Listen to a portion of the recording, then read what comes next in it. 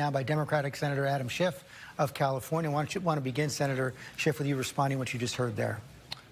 Well, let me just say, with respect to some of the nominees like Kash Patel, this is someone, in my view, who is not qualified to be FBI director, and someone who claimed, for example, that he wanted to shut down FBI headquarters early in his tenure and open a museum to the deep state. So this is a conspiracy theorist.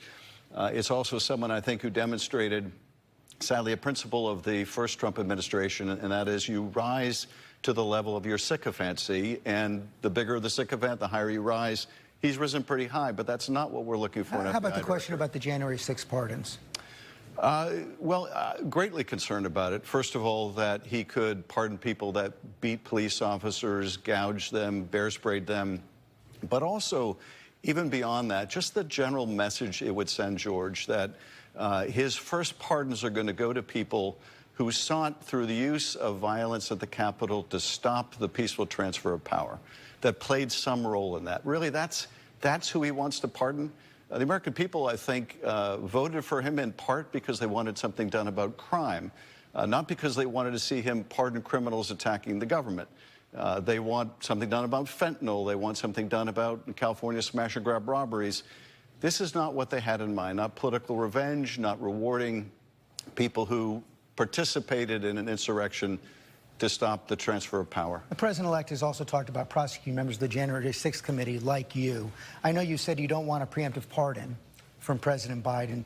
Is that because you think the Trump administration will not actually prosecute?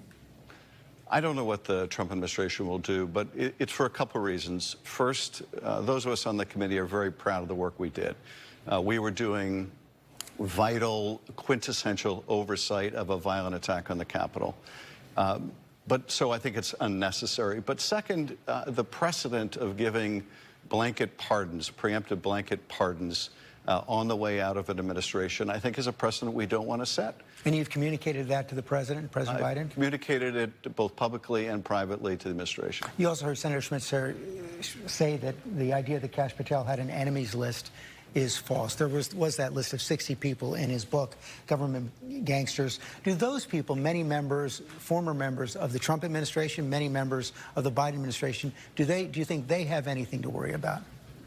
Well, you know, I think if Patel is made director of the FBI, then all bets are off. I mean, this is someone who will do whatever dirty work the president wants him to do. So I can certainly understand concerns about him. The remedy there is not to confirm him. That seems to be his only qualification, which is blind obedience to the president. The president can find other people who are loyal to him and to his interests, but who are also loyal to the rule of law. Patel is not one of them. You also heard Senator Schmidt say that Tulsi Gabbard, her contacts with Bashar al-Assad and her questioning whether or not he had chemical weapons is not a concern to him. Is it a concern to you?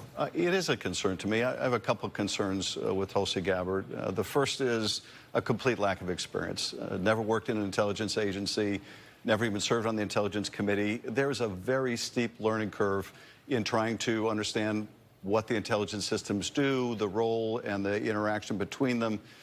Not something you want learning on the job, but also, and this gets to the point about her comments about Bashar al-Assad or her echoing of Kremlin talking points about the origin of the war in Ukraine.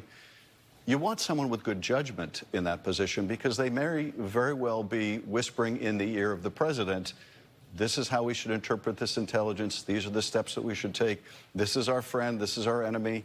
Someone that has shown that kind of poor judgment is not necessarily someone you want advising this president. Your close friend and ally of the former Speaker, Nancy Pelosi, she had that accident in Europe this week. Do you have any idea how she's doing?